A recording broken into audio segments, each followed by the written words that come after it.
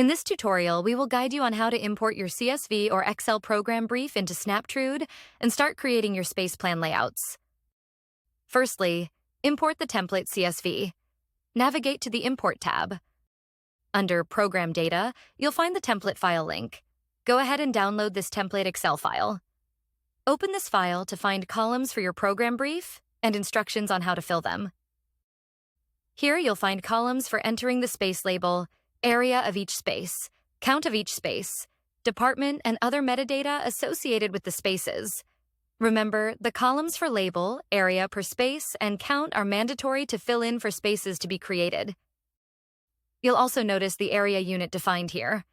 This is set according to the area you've set up for your project on Snaptrude. You can also change it using this drop-down menu.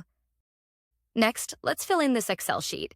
For example, we've created a program for a school project where we've entered data for each of the spaces, including the space labels, area, count, and department for these spaces. Once filled, save this and return to your project to import it. Browse and select the Excel file from your system. If you've uploaded the wrong file, click on the cross sign and upload the correct file. To begin the import process, click on Import. As you can see, the spaces have been successfully imported. The area dashboard shows all the space data here.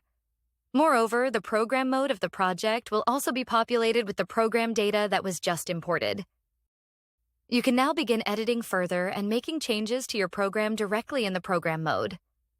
Learn more about this mode in the tutorial About Program Mode.